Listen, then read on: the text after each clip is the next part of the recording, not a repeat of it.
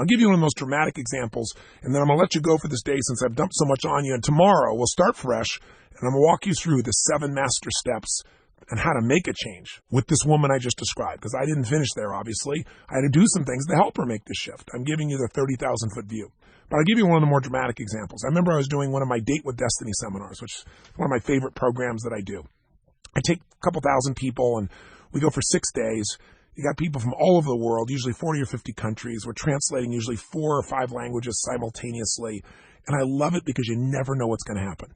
Because when you have that many people and you have you can have a business executive, and then I've got, let's say, Anthony Hopkins, the actor here, and then I've got a child, a young person here, and I've got somebody that's incredibly challenged and somebody incredibly successful, and you never know what's going to happen. And it's pure magic as we go through and discover our forces of destiny. These people discover what needs are driving them. They discover all the beliefs that are controlling their thoughts, their feelings, their emotions, their behaviors. They discover the emotions that are dominant in their life, that are the filters they're experiencing their life from. And then we change it. They shift it consciously. They figure out how to line up their life with their blueprint by changing their blueprint or changing the life or changing both to something that's updated, not some old thought you got from 10 years ago that's still guiding you and making you crazy. We got to update, don't we? So I'm having this experience, and there's a point in these seminars where invariably I'll ask, who here is suicidal? And the room kind of looks. And the reason I do that is because in any room of 2,000 or 3,000 people, no matter how successful they are, there's always a half dozen to a dozen people that are suicidal. And before I got to that point, during one of the stretch breaks, this woman came up to me and she said, oh my God, I need you to read this. This is my partner's book. People have a little notebook that they write their notes in. And she said, I didn't need to read this. I picked it up by accident. I thought it was mine, but look. And the woman's face was ashen. So I didn't know what it was. I opened the book, I look at the page, and there is this description of this man, her buddy, who's describing how he's going to kill himself and his children. And the process was laid out in detail. So without going through the gory details, I think you can imagine my state change. I thought, oh my God, obviously we got to do something. So I said, go ahead and sit down, and I'm going to call on him. So I come after the break, and I say, who here is suicidal? And then I usually pause and say, I love suicides. Come on, who's out there? Just to break the pattern. And there's this nervous laugh, and some people kind of gasp. And I said, the reason is because if you're suicidal, it's clear that you have a set of beliefs and values and rules and emotions and needs that are in conflict at a massive scale, and you're in such pain that you're considering not being here. I don't mean this room. I mean life.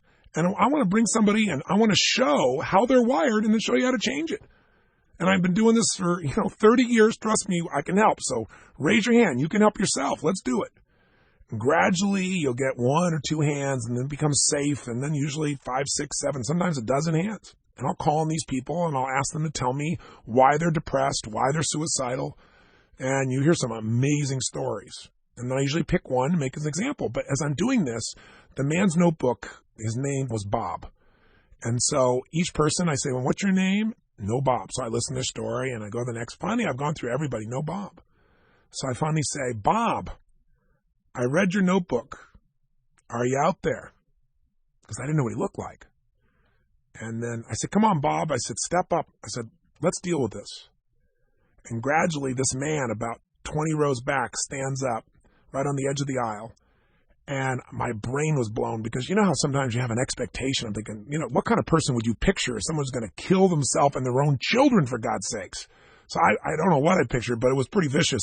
And who stands up is this kind of portly, late 40s, early 50s guy with his little paunch, kind of graying beard. And these twinkling little eyes looked very sad, but, if he wasn't so sad, he looked like Santa Claus almost. I mean, it was amazing. It wasn't what I pictured. I said, are you Bob? He said, yeah. I said, Bob, aren't you suicidal? He said, yeah. I said, Bob, you're not only suicidal, but you got a plan to kill yourself and your kids, don't you? And the whole room, it's like, oh my God, everybody knew, you could feel it viscerally, and people started looking at this guy like he was the devil, and he kind of grimaced and said, yeah. I said, Bob, why? Why do you want to kill your kids? Why do you want to kill yourself? He goes, oh, that's a long story. I said, tell me the story. And he started to tell me the story about the fact that, he hasn't worked for 3 years, and he's got 5 kids, and that he's a total failure in life, and that at this point he's better off dead, but he loves his kids. What? You know, he loves his kids. I don't want to hurt my kids. He said, I'd take their lives because I wouldn't want to be scarred. I wouldn't want them to live knowing I killed myself and thinking that I did it not caring for them.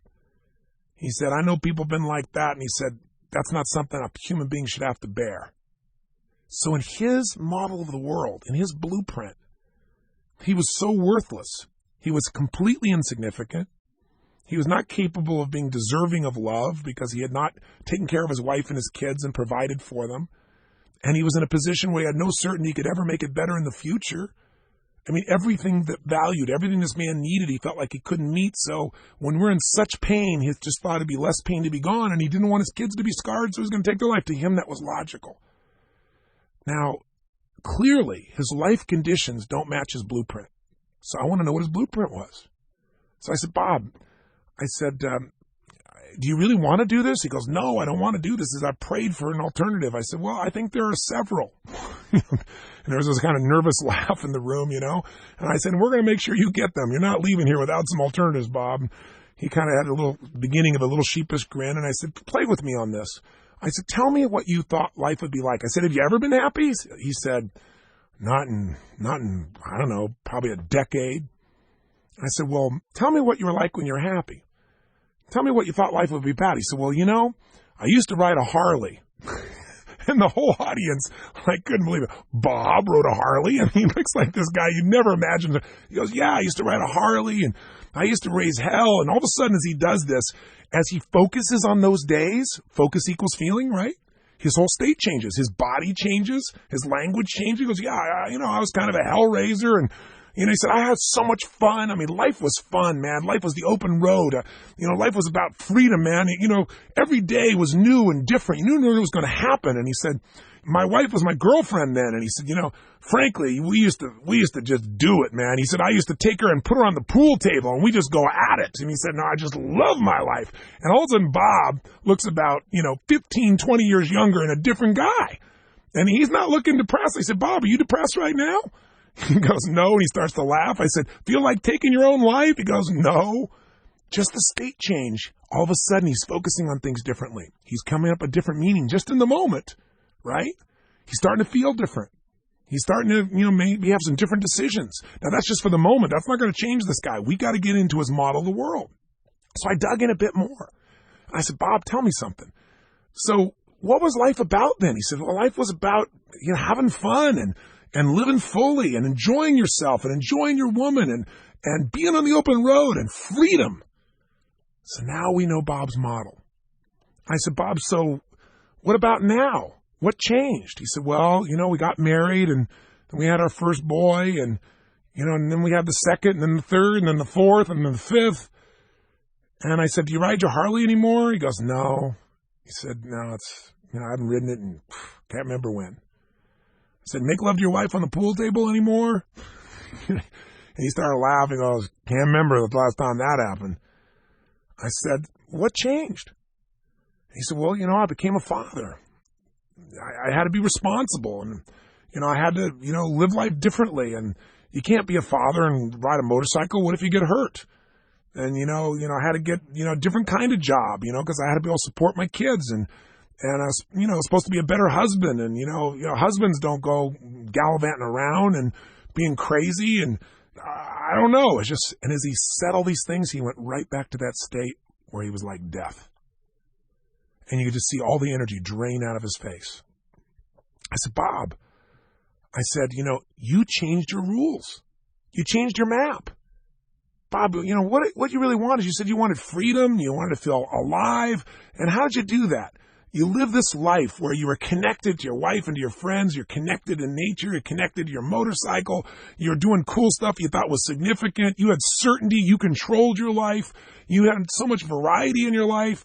You're growing in different ways. I bet you're contributing in different ways. But I said, now, tell me about your needs. How certain are you about your life that you can make it work? And he goes, what do you mean how certain? I don't have any certainty. I said, 0 to 10. He goes, -10.